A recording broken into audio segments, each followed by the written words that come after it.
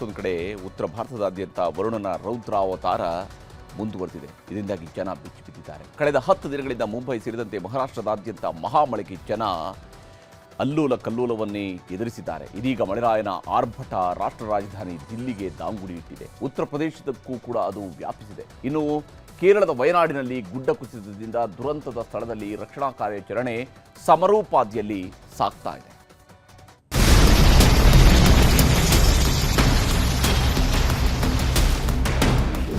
ಉತ್ತರ ಭಾರತದಲ್ಲಿ ಸುರಿಯುತ್ತಿರೋ ಮಳೆ ಈಗ ರೌದ್ರ ಸ್ವರೂಪ ಪಡೆದುಕೊಂಡಿದೆ. ದೇಶದ ಅರ್ಧಕ್ಕರ್ಧ ರಾಜ್ಯಗಳಲ್ಲಿ ವರುಣ ರುದ್ರತಾಂಡವವಾಡುತ್ತಿದ್ದು ಜನ ತತ್ತರಿಸಿ ಹೋಗಿದ್ದಾರೆ. ಮಹಾರಾಷ್ಟ್ರ, ಗುಜರಾತ್, ದೆಹಲಿ, ಹರಿಯಾಣ, ಉತ್ತರಾಖಂಡ್ ಹೀಗೆ ಸಾಲು ಸಾಲು ರಾಜ್ಯಗಳಲ್ಲಿ ಜಲಪ್ರಳಯವೇ ಸೃಷ್ಟಿಯಾಗಿದೆ. ಮಹಾರಾಷ್ಟ್ರದಾದ್ಯಂತ ಸುರಿಯುತ್ತಿರೋ ರಣರಕ್ಕಸ ಮಳೆಗೆ ಜನ ತತ್ತರಿಸಿ ಹೋಗಿದ್ದಾರೆ. ಮುಂಬೈನಿಂದ ಹಿಡಿದು ಸೊಲ್ಲಾಪುರದವರೆಗೆ ಪ್ರವಾಹ ಆರ್ಭಟಿಸಿದೆ. ರಾಯಗಢ ಜಿಲ್ಲೆಯಲ್ಲಿ ಪಾತಾಳಗಂಗಾ ನದಿ ತೀರದಲ್ಲಿ ಪ್ರವಾಹ ಉಂಟಾಗಿ ಸುಮಾರು 3,000 LPG ಸಿಲಿಂಡರ್ಗಳು ನದಿಯಲ್ಲಿ ಕೊಚ್ಚಿ ಹೋಗಿವೆ. HPCL ಗ್ಯಾಸ್ ಪ್ಲಾಂಟ್ಗೆ ಪ್ರವಾಹದ ನೀರು ನುಗ್ಗಿದ ಪರಿಣಾಮ ಸಿಲಿಂಡರ್ಗಳು ನೀರು ಪಾಲಾಗಿವೆ. ನಿರಂತರವಾಗಿ ಸುರಿಯುತ್ತಿರುವ ಮಳೆಯಿಂದಾಗಿ ಮುಂಬೈ ಮಹಾನಗರದಲ್ಲಿ ಅಲ್ಲೋಲ ಕಲ್ಲೋಲವೇ ಸೃಷ್ಟಿಯಾಗಿದೆ. ವಸೈ ವಿರಾರ್ ಸೇರಿದಂತೆ ಹಲವು ಭಾಗಗಳಲ್ಲಿ ಜನ ಮಳೆ ನರಕ ಅನುಭವಿಸುತ್ತಿದ್ದಾರೆ. ನದಿಯಂತೆ ಭಾಸವಾಗುವ ನೀರಿನಲ್ಲಿ ರೈಲುಗಳು ಚಲಿಸುತ್ತಿದ್ದು ದೈನಂದಿನ ಜೀವನ ಭಾರೀ ಅಸ್ತವ್ಯಸ್ತವಾಗಿದೆ.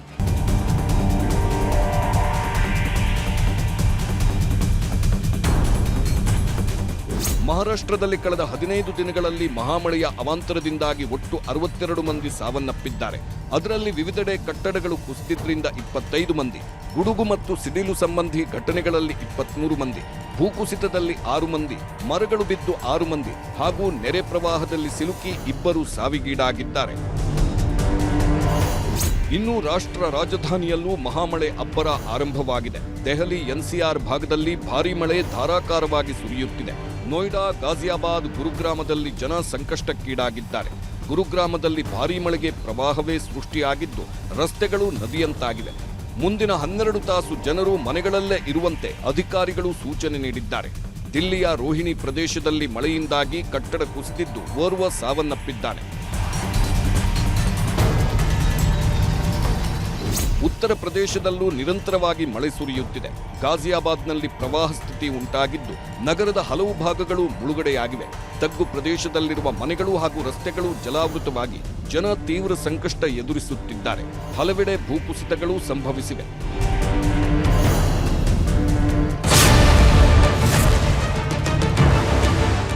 ಉತ್ತರಾಖಂಡ್ನ ಉತ್ತರಕಾಶಿ ಜಿಲ್ಲೆಯಲ್ಲಿ ಸುರಿಯುತ್ತಿರುವ ಭಾರೀ ಮಳೆಯಿಂದಾಗಿ ನಾಲುಪಾನಿ ಗ್ರಾಮದ ಬಳಿ ಭಾರೀ ಭೂಕುಸಿತ ಸಂಭವಿಸಿದೆ.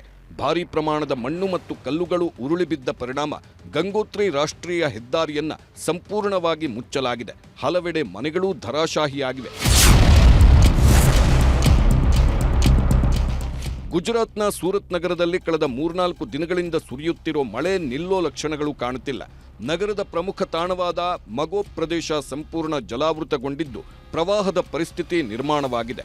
ಜನರು ನಡುಗಡ್ಡೆ ರೀತಿಯ ಸ್ಥಳಗಳಲ್ಲೇ ವಾಸಿಸುತ್ತಿದ್ದು ಒಂದೊಂದು ದೃಶ್ಯಗಳು ಬೆಚ್ಚಿ ಬೀಳಿಸುತ್ತಿವೆ.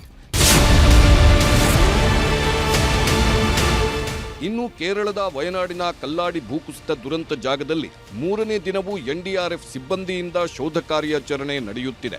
ಮಣ್ಣಿನ ಅವಶೇಷಗಳಡಿ ಈವರೆಗೂ 7 ಶವಗಳು ಸಿಕ್ಕಿವೆ. ಮಧ್ಯಪ್ರದೇಶ ಮೂಲದ ಗ್ರೇಡ್ ಆಪರೇಟರ್ ಚಂದ್ರಭಾನ್, ಬಿಹಾರ ಮೂಲದ ವಿಕಾಸ್ ಕುಮಾರ್, ಜಾರ್ಖಂಡ್ ಮೂಲದ ಕಾರ್ಮಿಕ ಅನ್ಮೋಲ್, ಹಿಮಾಚಲ ಪ್ರದೇಶದ ಇಂಜಿನಿಯರ್ ರಾಹುಲ್ ಶರ್ಮಾ, ಬಿಹಾರ ಮೂಲದ Hitachi operator Mohammed Imran, surveyor Mohammed Azharuddin ಶವವಾಗಿ ಪತ್ತೆಯಾಗಿದ್ದಾರೆ. ಮಣ್ಣಿನಡಿ ಇನ್ನೂ ಕೆಲವರು ಸಿಲುಕಿರುವ ಶಂಕೆ ಇದ್ದು NDRF, SDRFನಿಂದ ಹುಡುಕಾಟ ನಡೆಯುತ್ತಿದೆ. ಒಟ್ಟಾರೆ ಮಳೆರಾಯ ತಡವಾಗಿ ಬಂದರೂ ಅಬ್ಬರ ಮಾತ್ರ ಕಡಿಮೆಯಾಗಿಲ್ಲ. ದಕ್ಷಿಣ ಭಾರತಕ್ಕಿಂತ ಹೆಚ್ಚಾಗಿ ಉತ್ತರ ಭಾರತದಲ್ಲೇ ಮಳೆಯಿಂದ ಅತಿ ಹೆಚ್ಚು ಹಾನಿಯಾಗಿದೆ.